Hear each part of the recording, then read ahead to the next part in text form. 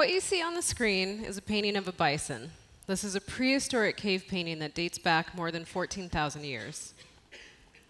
In the cave paintings that archaeologists have uncovered so far, wild animals are the most common theme. What I think is significant about this is that the earliest humans weren't painting just anything they saw in nature. They were depicting some of their meal options. Food is at a place in art since the beginning of human expression, and our desire to depict and to celebrate food has never stopped. The walls of this ancient Egyptian burial tomb show farmers plowing the earth and sowing seeds. Chiwara headdresses from Mali were used in agricultural ceremonies and incorporated into dances to assure crop fertility and to honor the hard work of farmers. Leonardo da Vinci painted the most famous dinner party ever. 17th century still lifes tell us what Europeans were eating, and they give us clues about regional cuisine, trade, import, and wealth. Corn in this Diego Rivera mural symbolizes heritage, ritual, labor, and national pride. And who could forget Andy Warhol's All-American Campbell's soup cans, an epitome of mass production? Looking at art through the lens of food is an incredible way to learn about the world and the people who live in it. I work in the field of contemporary art, where I've spent a lot of time thinking about food, obviously. What I love about food is that it's relevant to everyone. No matter where you come from, the color of your skin, your sexual orientation, your politics, or your religion, you eat. Food is truly universal, and because everyone can relate to it, it can be a vehicle to meaningful experiences with art. And I say that because sometimes the beauty of an object is not enough to engage people. It is not enough to open a doorway into art. Grand Rapids is the home of Art Prize. Your community knows this very well. Sometimes we need to connect with art on a personal level and to see, as we do in cave paintings, a significant aspect of our own lives reflected back at us. So at some point in my work, I started to wonder how this connection between art and food could be used to achieve broader social change. I thought, if food can be the means of creating personal relationships with art, does it also work in the reverse? Can art be the means of creating personal relationships with food? Can art inspire healthful eating habits? And eventually I came to this question. Can visual art be an effective tool in the fight against childhood obesity? And this is what I want to talk about today. So let's look at the facts. In the United States alone, 12.5 million children are obese. 12.5 million.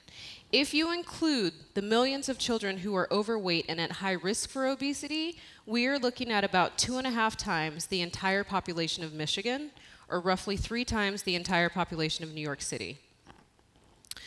Children are unhealthier than they've ever been. They are 3 times more obese than they were a generation ago, significantly increasing their chances for heart disease, cancer, diabetes, high blood pressure, high cholesterol, depression, and the list goes on. If you watched Jamie Oliver's impassioned TED Talk from 2010, you heard him say that this is the first generation of children who are predicted to live shorter lives than their parents simply because of what they eat and the likelihood that they will develop obesity-related illnesses. Now, children from African American, Hispanic, American Indian, and low-income communities have the worst odds. Nearly 40% of African American and Latino kids are considered overweight or obese. These rates are thought to be even higher in American Indian communities, and this is compared with 32% of all children nationwide. Okay, so there are many complex factors that contribute to obesity, but what is very clear is that childhood obesity carries significant racial and class disparities, and we see the same inequality play out in art education.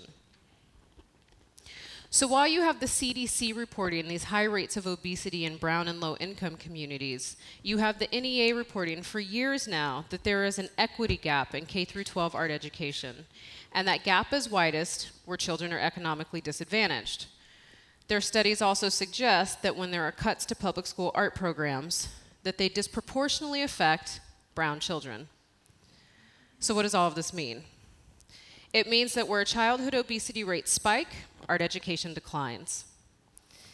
I look at these 2 problems together and I think we can solve both at once. The history of art is expanding every day. And already it holds so many opportunities to teach and to learn about food, nutrition, nature, science, geography, history, and cultures going all the way back to the beginning of civilization. So why not let visual art be a catalyst for teaching children about positive food choices? Let's give disadvantaged children opportunities to connect with art and to connect with their own bodies. When we feel good about our bodies and our self-image, it affects how we treat others and what we contribute to the world. I truly believe that art, if taught with food and wellness in mind, has the power to bring about real social change in these areas where it's needed. We adults need to continue finding creative ways to teach children about food. And children also need encouragement to be creative themselves. I don't think it's news to anyone in this room that our education system is about as broken as our food system. Public school art programs have dwindled so much since many of us were kids that a child can go all the way through elementary school now. Actually, millions of American children go all the way through elementary school and never take a visual arts class. The fact is that art education is a luxury, and it's something that's offered to those who are economically privileged.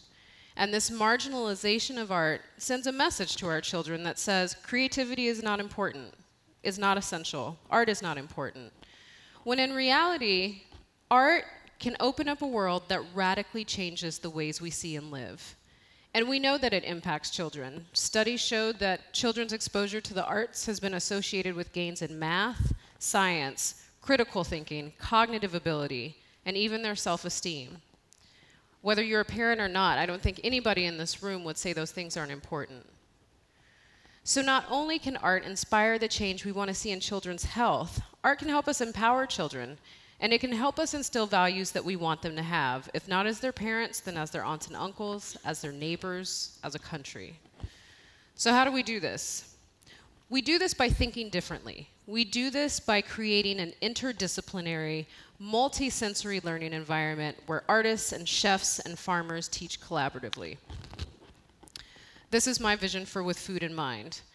I founded this nonprofit, a nomadic nonprofit, so it goes to the communities that need it, about 10 months ago. And in our after-school programs, children might build still lifes from fresh produce and then learn how to photograph and paint and then cook their compositions.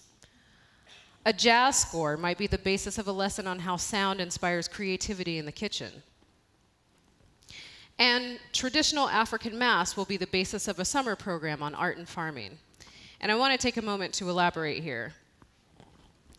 Masks like these are held in the collections of some of the world's greatest museums, but we go to museums and we see these behind glass, in vitrines, on these ugly linen platforms, and it's like the mask went there to die. And I really want to breathe life back into these objects, and I think we can do this for children. Historically, masks such as these two have been associated with agricultural societies who use them in dance performances that coincided with planting and harvest time. These dances were a way to thank ancestral spirits or Mother Nature for providing nourishment. These objects are rich with opportunities for learning. We can take children to museums and teach them about sculpture, patterns, storytelling, history, continents. We can take them to farms and teach them about the growth cycle of plants and get their hands dirty through hands-on cultivation projects. We can encourage a child's natural love of creativity through hands-on activities like mask making. We can get their bodies moving through dance. And we can get children cooking and talking about foods in their own homes and communities while they also learn about color, chemistry, and teamwork. One object can be a point of entry into a range of different subjects and creative outlets. The title of my talk is Let Them Eat Art, because I believe that positive food choices begin with knowledge, and we can filter that knowledge through visual art, addressing two very important social needs at once. So, studying what artists do and having a physical experience with objects is what I love, and it's why I chose a career in art. But there was a point in my career when I realized that I had acquired a very specialized set of skills, and a set of skills that mostly served my own interests. And this was most apparent to me when I saw the devastation of Hurricane Katrina and then the 2010 earthquake in Haiti. Natural disasters move all of us in different ways. And for me, feeling useless in those moments, feeling like I had nothing to offer these communities that so desperately needed help, marked a turning point. And I started looking for ways to take my skills and apply them to something greater than myself. And that led me to the movement against childhood obesity. Yes, this problem affects brown children more than others, but it is not just their problem. Child obesity is a national problem, it is a global problem, it is a human problem. Our kids are sick, and we know that food education is part of the remedy. But it's not just their bodies that are being neglected, it's also the creative parts of their minds. Without the arts, we shut down a range of thinking that makes our lives enjoyable. And without creativity, children learn to accept what is instead of working toward what their lives can be. So the theme of this TEDx is Tag Your It, and the challenge I am giving all of you is to think about how you can access and use art to solve different problems creatively. People say that art saves lives, but really, art is a tool that can help people help people. Thank you.